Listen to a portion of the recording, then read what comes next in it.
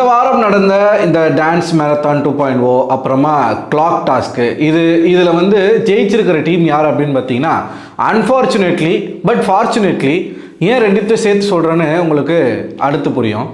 Parvati team தான் ஜெயிச்சிருக்காங்க.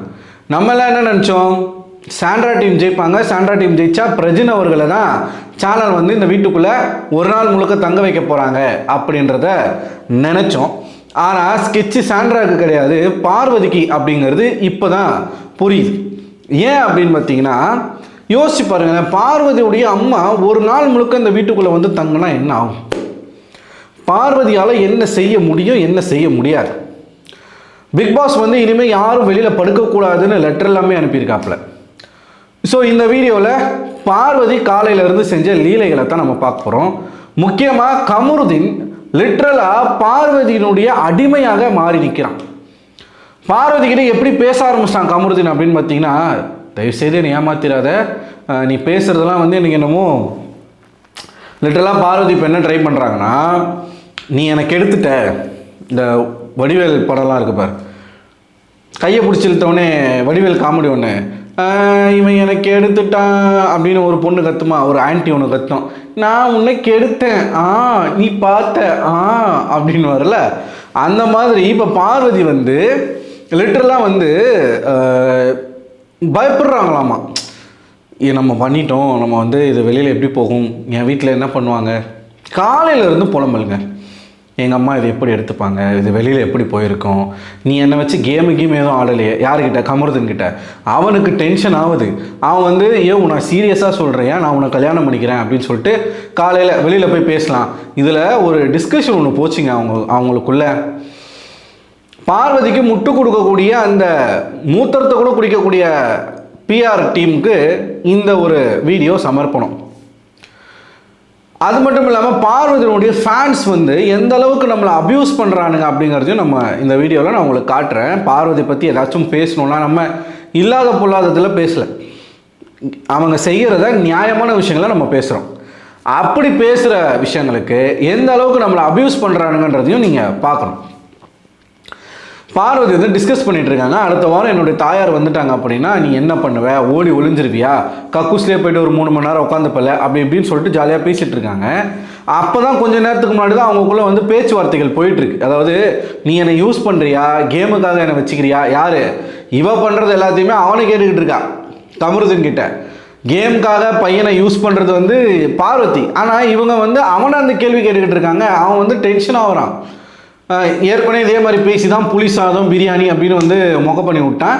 மறுபடியும் இதே மாதிரி பேசும் பொழுது, இல்லை எனக்கு உன்னை பார்த்தாலே பயமாக இருக்குது, நீ என்னமோ ட்ரை பண்ணுற என்னை வச்சு, ஏற்கனவே நான் நிறைய அடி வாங்கிட்டேன், திரும்பவெல்லாம் நான் அடி வாங்க தயாராக இல்லை அப்படின்னு சொல்லிட்டு அவன் ஒரு பக்கம் பேசிகிட்டு இருக்கான். அப்போ இவங்க மூஞ்சி சோகமாக வச்சுக்கவும் ரொம்ப கேடுகிட்டவும் போல இருக்குங்க கமருதீன்.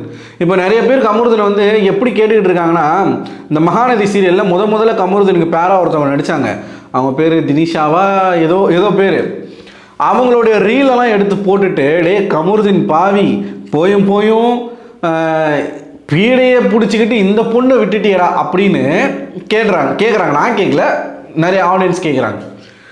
அப்போ இப்போது எங்கள் வீட்டிலேருந்து வராங்க, வந்து உன்னை கேட்குறாங்க, நீங்கள் தான் கமருதீனா அப்படின்னு சொல்லிட்டு உன்னை கேட்குறாங்கன்னா நீ என்ன சொல்லுவ, என்னப்பா பண்ணிட்டு இருந்தீங்க உள்ள அப்படி. நல்லா நீங்கள் புரிஞ்சுக்கணும், அவங்க உள்ளே பண்ண தப்பை அவங்களே வழியில் நிறைய இடங்களில் ரிஜிஸ்டர் பண்ணுறாங்க. என்னப்பா பண்ணிட்டு இருந்த உள்ள அப்படின்னு கேட்டால் ஃப்யூச்சரை பற்றி டிஸ்கஸ் பண்ணிட்டு இருந்தாங்களாம். என்னப்பா ஃப்யூச்சரை பற்றி பேசிகிட்டு இருந்தீங்க அப்படின்னு கேட்டால் அதுக்கு கமருதீன் என்ன சொல்கிறான், குரூப் ஸ்டடி பண்ணிட்டு இருந்தாங்களாம், வாழ்க்கையை பற்றி குரூப் ஸ்டடி பண்ணிட்டு இருந்தாங்களாம். சொல்லிட்டு சிரிக்கிறாங்க பாருங்கள், ஒரு மாதிரி அந்த சிரிப்பு செய் அப்படின்னு தான் இருக்குது. அப்போ தான் மேடம் வந்து தொடையிலெல்லாம் எழுதி காட்டுறாங்க, என்னமோ தொடையில் எழுதி காட்டுறாங்க. நெக்ஸ்ட்டு அவன் ஆப்போசிட்டில் உட்காந்துட்டேன், பார்வதியை வந்து இப்படி பிடிச்சில அப்படியே கை இப்படி வருது ஓப்பனாக. இதை நம்ம பேசுனா இந்த பிஆர் டீமுக்கு வருது பாருங்க கோவம். ஒருத்தன் எழுதியிருக்கான், அவனுக்கு திருப்பி நான் கேட்டேன், டைரெக்டாக இவனுங்க வந்து நம்மளை அட்டாக் பண்ணுன்னா யார் மேலே கை வைப்பானுங்கன்னா நம்மளுடைய தாயார், நம்மளோட தந்தை, நம்மளோட குடும்பம், நமக்கு நெருக்கமானவங்களை தான் கை வைப்பாங்க, கரெக்டாக? ஸோ அப்படி கேட்குறான். அப்போ உன்னுடைய அப்படி நீங்கள் மெசேஜில் படிச்சுக்கோங்க. நான் திருப்பி என்ன கேட்டேன், அப்போ உன்னுடைய தாயார் வந்து பார்வதி மாதிரி இருப்பாங்களா அப்படின்னு சொல்லி நான் கேட்டேன். இதில் என்ன தப்பு இருக்கு? இல்லை இல்லையா? ஸோ நீங்கள் எப்படி பேசுகிறீங்களோ அப்படி தான் நானும் பேசுவேன். எனக்கும் செல்ஃப் ரெஸ்பெக்ட் இருக்குது. உங்களுடைய பீடை ஒன்றும் யோக்கிய சிகாமணி கிடையாது, ஒன்றும் உத்தமியோ பத்தினியோ கிடையாது. அந்த வீட்டுக்குள்ளே செய்யக்கூடாத அராஜகத்தை பண்ணிக்கிட்டு இருந்தால் பேசுவோம் தான். பார்க்க இஷ்டம் தான் பாரு, இல்லைனா ஸ்கிப் பண்ணிட்டு போயிட்டே அதை விட்டுட்டு பர்சனல் அட்டாக் பண்ணுறதுலாம் நம்மக்கிட்ட வேணாம், நான் சொல்லிக்கிறேன். சரியா? நீங்கள் இந்த மாதிரி போட நான் என்ன பண்ணுவேன்னா, இன்னும் 2-3 வீடியோ ஜாஸ்தியாகவே போடுவேன். பரவாயில்ல, நம்ம வந்து போடுவோன்னு சொல்லிட்டு எனக்கு தேவையில்லாமல் நானே இந்த சீசன் பிடிக்காமல் ஏதோ ஏனோ தானோன்னு வேலை செஞ்சுக்கிட்டு இருக்கேன். என்னை இன்வால்மெண்ட்டாக வேலை செய்ய விட்டுறாதீங்க, நான் அவ்வளோதான் சொல்லுவேன். இது காலையில் இல்லை அவங்க பேசிக்கிட்டு இருக்காங்க. மறுபடியும் பார்வதி அந்த இடத்துல வந்து நீங்கள் பார்த்தீங்கன்னா குசு குசு குசு குசுன்னு பேசுகிறாங்க. அந்த சண்டை அப்படியே, அந்த சண்டை இல்லை அப்படியே வருது, அந்த பேச்சு அப்படியே வந்து மேடம் வந்து ஃபீல் பண்ணுறாங்களாம்மா. இது எப்படி வெளியில் போயிருக்கும், மக்களுக்கு எப்படி போயிருக்கும், என்ன தப்பாக நினச்சிருப்பாங்களா சரியாக நினச்சிருப்பாங்களா? அவர் வந்து அதுக்கு விளக்கம் கொடுக்குறாப்புல. என்ன விளக்கம்? யாரும் பண்ணாததையாக நம்ம பண்ணிட்டோம். டேய், நீங்கள் யாரும் பண்ணாதது அங்கே பண்ணலடா, அந்த வீட்டில் அதை பண்ணுறது தான் தப்பு. எல்லாரும் இதை பண்ணுறது தான், ஆனால் தனியாக பண்ணணும். பொதுவாக ஒரு நிகழ்ச்சிக்குள்ளே உட்காந்துட்டு இத்தனை கோடி மக்கள் பார்க்கக்கூடிய ஒரு நிகழ்ச்சியில் உட்காந்துட்டு அதை செய்வது என்பது தவறு. நம்ம கூட கேட்டிருந்தோம், சுபிக்ஷாவும் விக்கல்ஸும் அங்கே ஸ்க்ரீனை போட்டு பேசிகிட்டு இருக்காங்க. அவங்கள கேட்குற பிக் பாஸ் ஏன் பார்வதியும் கமருதனையும் ஒரு வார்த்தை கேட்கல? அப்போ உங்களுக்கு அவங்கள பார்த்து பயமா? உங்களுக்கு தைரியம் இல்லையா? இல்லை கேட்கக்கூடாது, கேட்டால் அந்த கண்டென்ட் வராது, அந்த கண்டென்ட் வேணுன்றதுக்காக நீங்கள் அமைதியாக இருக்கீங்களா? நம்ம கேள்வி கேட்டோம். நம்ம கேள்விக்கான பதில் வருமா? வரவே வராது. ஏன்னா ஆடியன்ஸ் மேலே சேனலுக்கோ அந்த ஷோவை ஹோஸ்ட் பண்ணக்கூடிய ஹோஸ்ட்டுக்கோ கவலை இல்லை, துளி கூட அக்கறை கிடையாது. இந்த வாரம் இவ்வளோ விஷயங்கள் பண்ணியிருக்காங்க இல்லையா? நைட்டில் நாய் குலைச்சிருக்கு, போன வாரம் தான் கதவு மூடிட்டு கசமுசா பண்ணாங்க, கேமரா முன்னாடி இப்போ பண்ண ஆரம்பிச்சிட்டாங்க. இவன் உட்காந்துக்கிட்டு அவனுடைய தொடையை பிடிச்சி தடவுறதும், இவன் வந்து கண்ணத்தை பிடிச்சி அப்படியே லிட்டரலாக ஃப்ளர்ட் பண்ணுறாங்க. 2 பேரும் ஒருத்தர் மாற்றி ஒருத்தர் வந்து செடியூஸ் பண்ணிக்கிறாங்க. நீங்கள் இப்போ கூட பார்த்தீங்கன்னா கட்டி பிடிச்சிட்டு உட்காந்துருக்கிறது, கையை பிடிச்சிட்டு உட்காந்துக்கிட்டு இருக்கிறது. அடித்து சொல்கிறேன், வெளியில் போனால் பார்வதி கமருதனை கழட்டி விட்டுருவா. இது 100% நடக்கும். ஆனால் பார்வதி வந்து கமருதனை கேட்குறாங்க, நீ வெளில போன பிறகு கழட்டி விட்டுருவல, சும்மா சீரியஸாக தானே நீ பழகிற, நீ ஒன்றும் ஷோக்காக கண்டென்ட்டுக்காக நீ பண்ணலை. ஏம்மா அதை பண்ணுறதெல்லாம் நீ அவனை கேள்வி கேட்டுக்கிட்டு இருக்க ஆல்ரெடி. ஆனால் இந்த கமருதனுக்கு எவ்வளவு அசிங்கப்பட்டாலும் மறுபடியும் பார்வதி கிட்ட தாங்க போய் நிற்கிறான். எவ்வளவுதான் அவன் வந்து தெரியுது கமருதனுக்கு நம்மளை வச்சு கேம் அமைத்து கூட உட்காந்து புலம்பிட்டு இருந்தாப்புல. எனக்கு நம்ப முடியல, எனக்கு ரொம்ப ரொம்ப சந்தேகமாக இருக்குது, அவள் என்னை வச்சு என்னமோ ட்ரை பண்ணுற மாதிரி எனக்கு தோணுது. இப்போ பார்வதி வந்து விக்டிம் கார்டு எடுக்கிறாங்க. கமருதன் வந்து என்ன யூஸ் பண்ணிட்டாரு. இப்போ எஃப்ஜே மேட்டரில் என்ன நடந்துச்சோ, ஆதிரை ஒன்று பண்ணாங்க இல்லையா, ஆதிரைக்கும் வியானாவுக்கும் என்ன நடந்துச்சோ, என்னை வந்து இந்த மாதிரி கமருதன் பண்ணிட்டாரு ரெஜிஸ்டர் பண்ணுறாங்க. இவங்க லைஃப் போன மாதிரி அவங்க பேசிகிட்டு இருக்காங்க. என் லைஃப் போயிடுச்சு, உன்னால் என்னுடைய வாழ்க்கையே வந்து கேள்விக்குறியாக நிற்கிது. எங்கள் அம்மா என்ன நினைப்பாங்க, எங்கள் அப்பா என்ன அப்பா இல்லை சாரி எங்கள் அண்ணனுங்க என்ன நினைப்பாங்க, குடும்பத்தில் இருக்கவங்களாம். அந்த அந்த இந்த அந்த யோசனை வந்து நமக்கு எப்போ இருக்கணும் அப்படின்னா, நமக்கு அரிப்பு வரும்போது அந்த அரிப்புக்காக ஒரு விஷயத்த பொது மேடையில் போய் பண்ணுறோம் இல்லையா, அப்போ யோசிக்கணும், ஆஹா நம்ம குடும்பத்தார் இல்லை கமருதன் உன்னை பாத்ரூம் கூப்பிட்டு போனானா, இல்லை நீ கமருதன் பின்னாடி போனியா, இன்றைக்கி நைட்டு பிக் பாஸ் அனௌன்ஸ்மெண்ட் கொடுக்குறாரு, இந்த மாதிரி அனௌன்ஸ்மெண்ட் கொடுக்குற பிக் பாஸ் ஏன் ஒரு வார்த்தை ஓப்பனாக அவங்கள கேட்கல? இனிமேல் வெளியில் யாரும் படுக்கக்கூடாது. ஏன் அதை சொல்கிறாங்க? நீங்கள் வெளில படுக்க போயிட்டீங்கன்னா, இவங்களாம் வெளில படுக்க போயிட்டா இவங்க பாத்ரூமில் ஜல்சா பண்ணிகிட்டு இருப்பாங்க. அதனால் பிக் பாஸ் வந்து இனிமேல் யாரும் வெளியில் படுக்கக்கூடாதுன்னு சொல்கிறாரு. புரியுதுங்களா நான் சொல்ல வர்றது? நான் என்ன கேட்குறேன்னா, இந்த பிக் பாஸ் ஷோ ப்ரொடியூசர்ஸும் இந்த பிக் பாஸ் டீமும் ஏன் அதர் கண்டஸ்டன்ஸ் மேலேயே அந்த பாரத்தை போடுறீங்க? நீங்கள் எப்போங்க அந்த ரெஸ்பான்சிபிலிட்டி எடுத்துப்பீங்க? நீங்கள் எப்போங்க அதை எடுத்து நீங்கள் எப்போங்க கேட்பீங்க? நீங்கள் தானேங்க கேட்கணும். மற்ற ஹவுஸ்மேட்ஸ் கேட்டால் ஈஸியாக அதை நாங்கள் பார்த்துக்குறோம். அதை நாங்கள் பேசிக்கிறோம், அதை நாங்கள் டீல் பண்ணிக்கிறோம், நீங்கள் ஒன்றும் அதை பேச தேவையில்ல.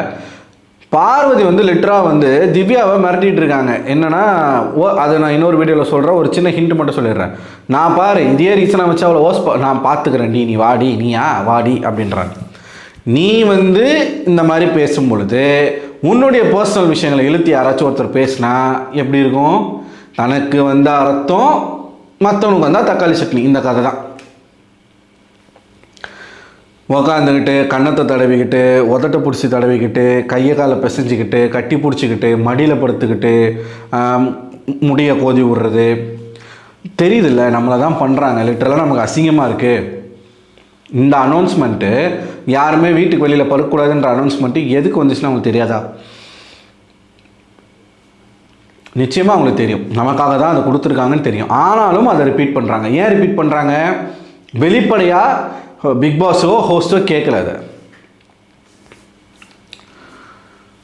எல்லா இடத்துலையும் ஆபாசமான பேச்சுகளே ஓடிக்கிட்டு இருக்கு. அவங்க ரெண்டு பேரும் தனியாக பேசிக்கிட்டாலே முழுக்க முழுக்க அவங்க பேச்சில் ஆபாசம் மட்டும்தான் இருக்குது. அன்றைக்கி என்னன்னா கதை விட்டாங்க பாருங்கள். நாங்கள் ஃபினான்ஷியல் ஸ்டேட்டஸ் பற்றி பேசிகிட்டு இருந்தோம், ஹெல்த் இஷ்யூஸ் பற்றி. வெளியில் போயிட்டு என்ன பண்ண போகிறாங்க தெரில, அது நமக்கு தேவையும் கிடையாது. ஆனால் எனக்கு பார்வதியை பார்க்கும்போது பற்றிக்கிட்டு வர்றது என்னென்னா, இவளே யோக்கியம் இல்லை, இவளே ஒழுங்கு கிடையாது. ஃபஸ்ட்டு அவை வந்தால் நான் பேசுவேன்.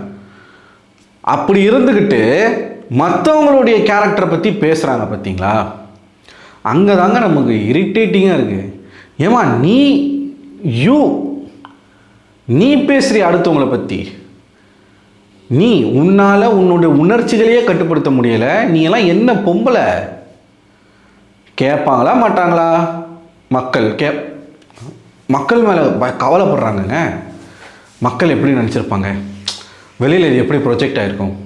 நீ என்ன பண்ணுறியோ அந்த இளவு தான் வெளியில் ப்ரொஜெக்ட் ஆகும். சரி, இப்போது ரீஎன்ட்ரி ரவுண்டுன்னு ஒன்று வரும்.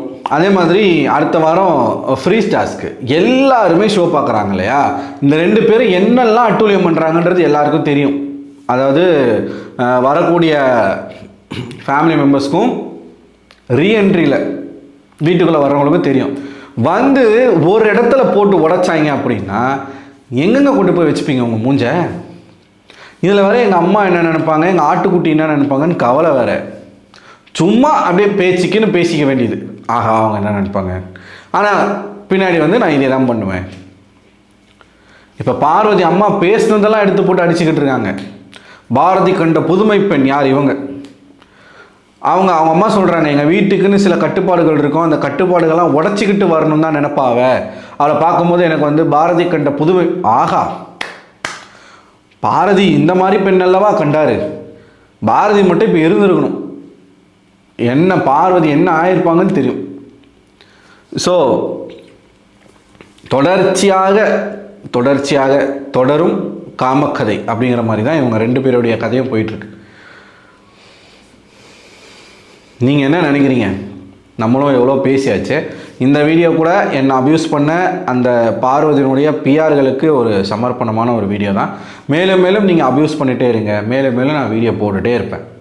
ஸோ நீங்கள் என்ன நினைக்கிறீங்க மக்களே? உங்களோட கருத்துக்களை மறக்காமல் கமெண்ட் பாக்ஸில் கமெண்ட் பண்ணுங்கள். அடுத்த ஒரு வீடியோவில் உங்களை சந்திக்கிறேன். அதுவரை உங்களிடமிருந்து விடைபெறுவது நான் அரவிந்தன்.